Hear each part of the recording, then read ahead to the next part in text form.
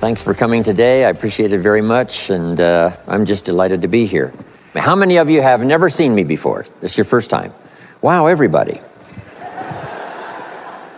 I keep thinking I'm famous, but I guess, that settles that. Anyway, nice to see you.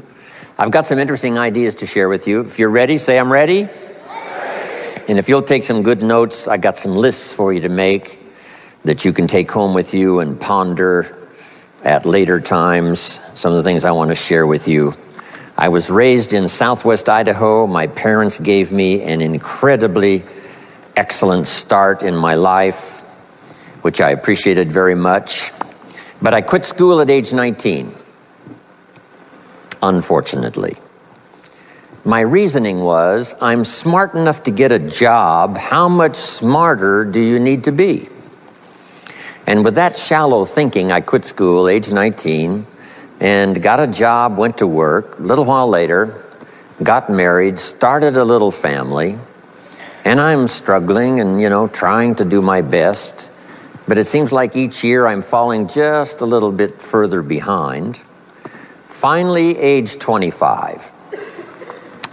The climax of my sort of weariness with where I was, not doing as well as I thought I should, I hear a knock on my door, and I happen to be home alone. When I opened the door, there was a little Girl Scout about this tall selling Girl Scout cookies. And she gave me the finest sales presentation I've ever heard. Girl Scouts around the world, no better organization. And we've got these cookies, only $2, several flavors. And with a big smile, she very politely asked me to buy. No problem. I wanted to buy. Big problem. I haven't got $2 in my pocket. Now, I'm a grown man. I live in America. I've been to 1 year of college. I'm married. I've got a family. And I don't have $2 in my pocket. And I didn't want to tell her that. So I did what I thought was next best. I lied to her. I said, hey, look, I've already bought lots of Girl Scout cookies. I've still got plenty in the house that we haven't eaten yet. And she said, oh, that's wonderful. Thank you very much. And she leaves. When she leaves, I say to myself, I don't want to live like this anymore. I mean, how low can you get lying to a Girl Scout? I mean, that's about as low as you can go. But I promised myself that day I was going to start my search of finding opportunity, finding somebody who could teach me and coach me on doing much better for myself and for my family and for my future. And shortly after that, I met a most extraordinary man, very wealthy, but a friend of mine said, you got to meet this man. He's rich, but he's easy to talk to. He's got a unique philosophy of business and life. And the more he told me about this man, the more I said, I've got to meet this guy. And shortly after that, I had a chance to meet him. Sure enough, when I met him, I was impressed. Obviously, he was rich, but he was friendly and easy to talk to. And I said to myself, if I could just get around someone like him, and if he would coach me, I would be willing to learn anything. I'd love to be like him.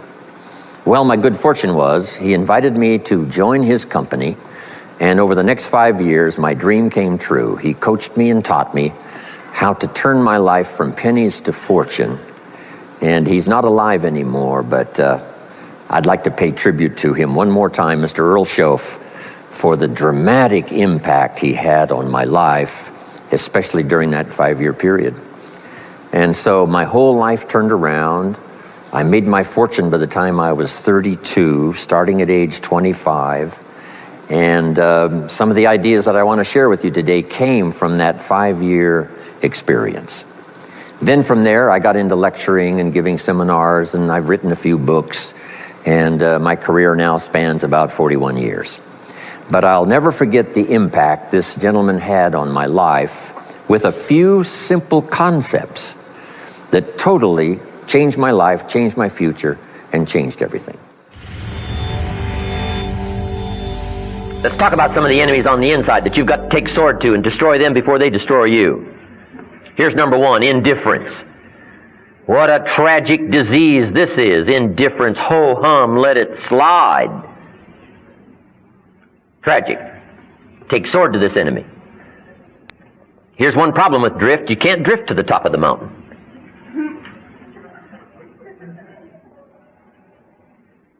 Next one. Enemy of all of us, indecision. Indecision is called the thief of opportunity. Let it steal your chances for a better spring. Let it steal your chances for a fortune of the future. I'm telling you, it's tragic of immense proportions. Indecision.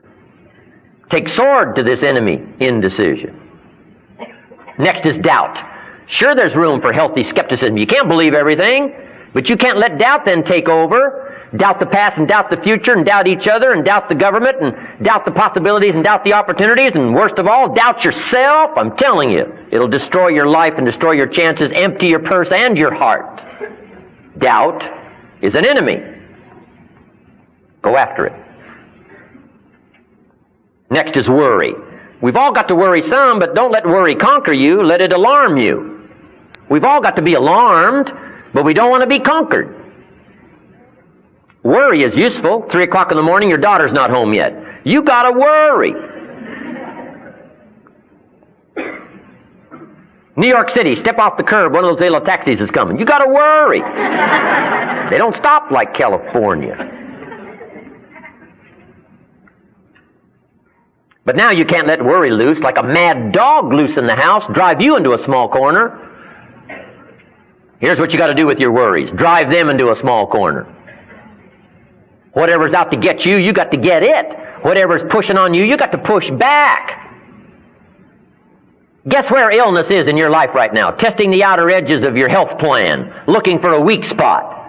And if illness can find a weak spot, it'll muscle in and take the territory. Unless you've got enough discipline and power to say, I'm not going to let that happen. I'm going to fight illness like an enemy. I'll do enough push-ups to destroy illness.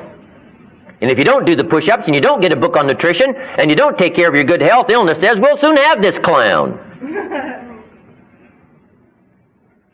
Do battle with your enemy.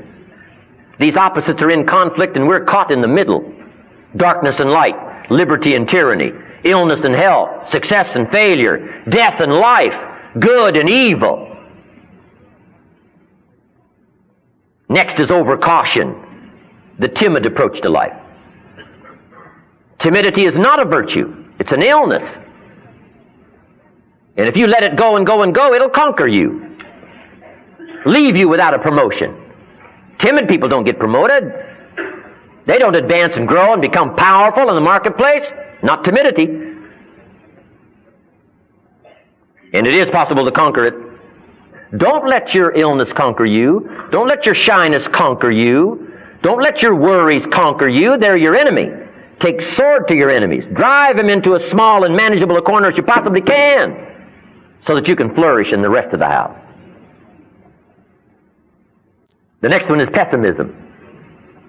Pessimism is the enemy of us all. You've got to educate your own pessimism.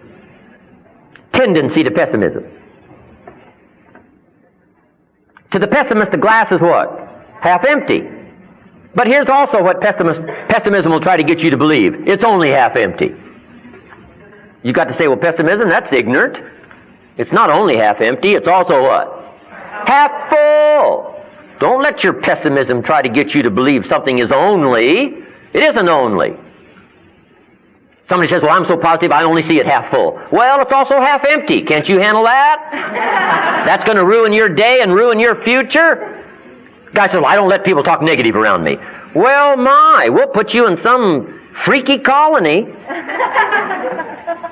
Come on, can't you handle a little negative talk? Can't you handle a little truth? Can't you handle a little tragedy around you? Yes, of course. Come on.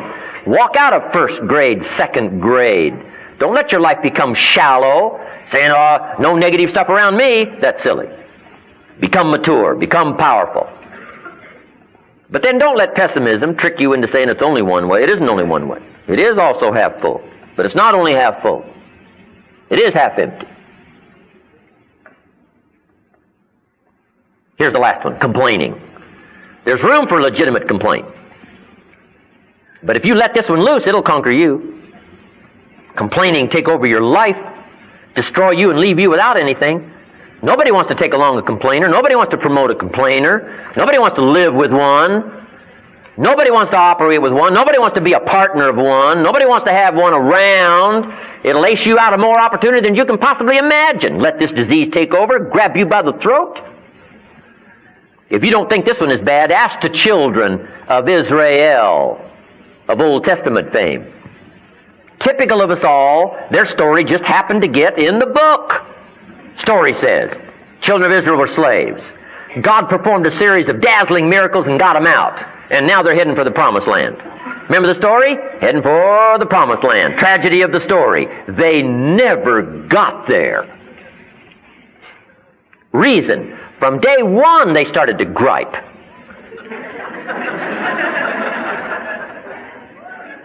They griped about the food. They just got delivered from slavery, and now they're saying, this food's not all that hot. I mean, give us a break. How much can you take?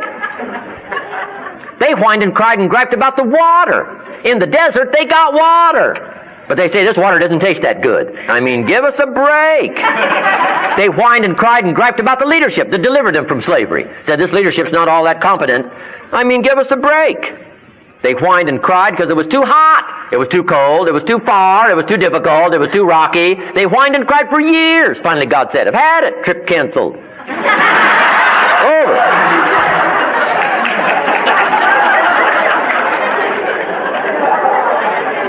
Or something like that.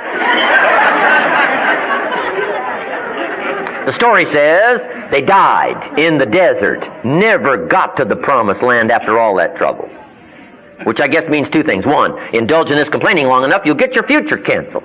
Future promotions, future anything. Nobody wants to be around. And I guess this story also means even God himself can only take so much.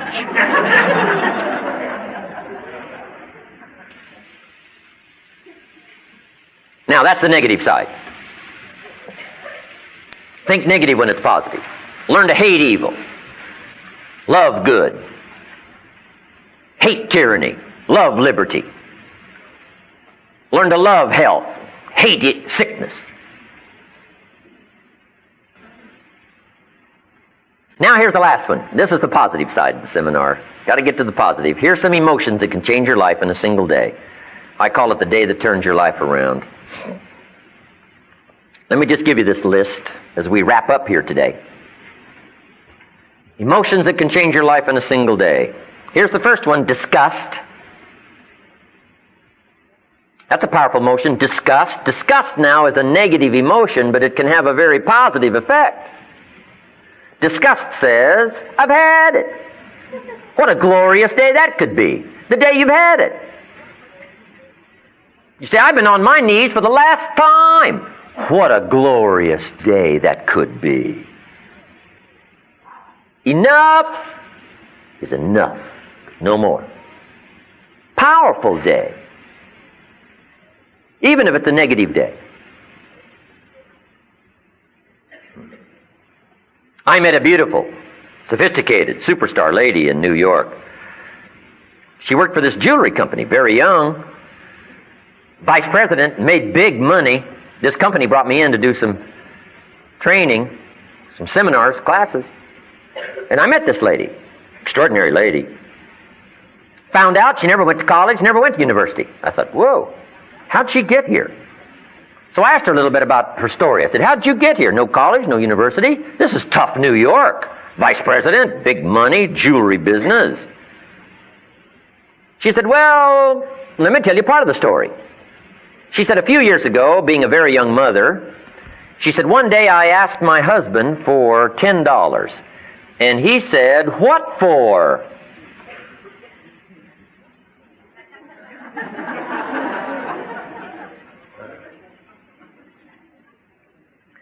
She said, Mr. Owen, I promised myself before that day was finished, I would never, ever ask again. She said, I started looking for opportunity, found it. Started looking for the skills, the classes, found them. And she said, yes, now I am vice president. Jewelry company. I do make big money. It is tough New York. But that's one of the reasons why I got here. She said, I promise you, Mr. Rohn, from that day until this, I have never, ever asked again.